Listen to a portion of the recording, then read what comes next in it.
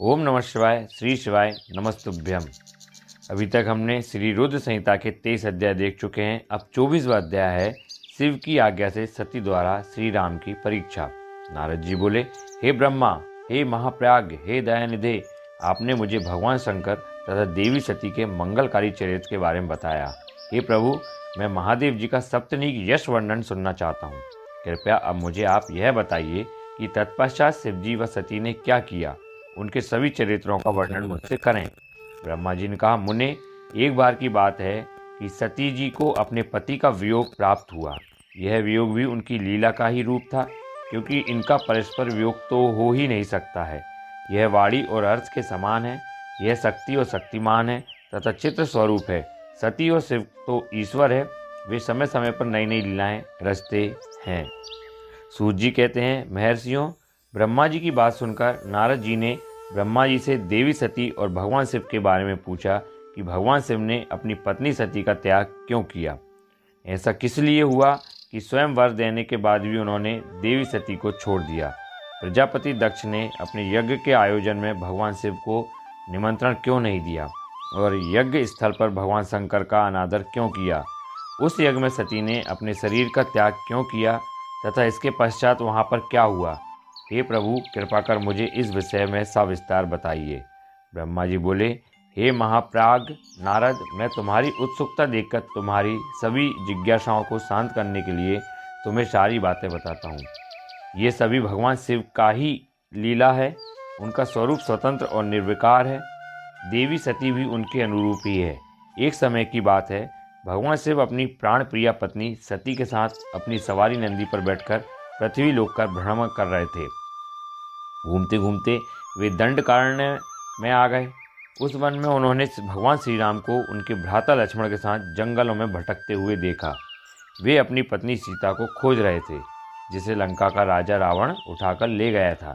वे जगह जगह भटकते हुए उनका नाम पुकार कर उन्हें ढूंढ रहे थे। पत्नी के बिछड़ जाने के कारण श्री राम अत्यंत दुखी दिखाई दे रहे थे।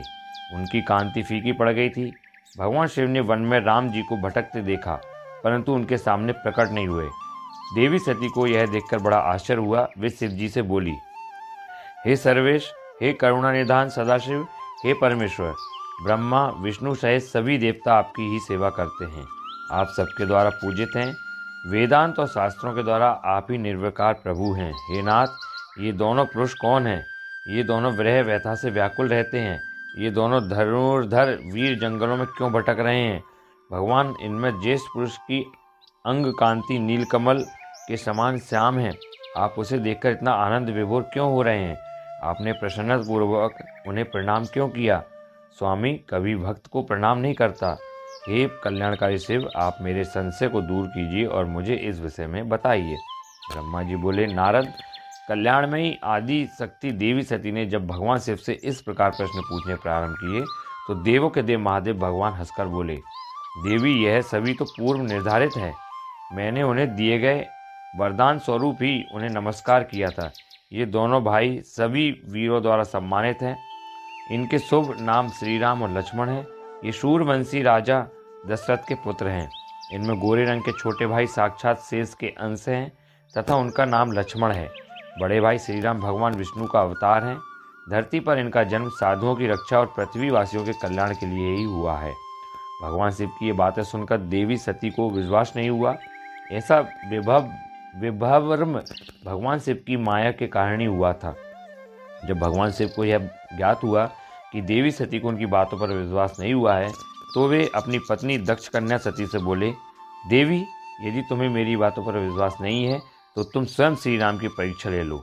जब तक तुम इस बात से आश्वस्त ना हो जाओ कि ये दोनों पुरुष ही राम और लक्ष्मण हैं और तुम्हारा मोह ना नष्ट हो जाए, तब तक मैं यही बरगद के नीचे खड़ा हूँ।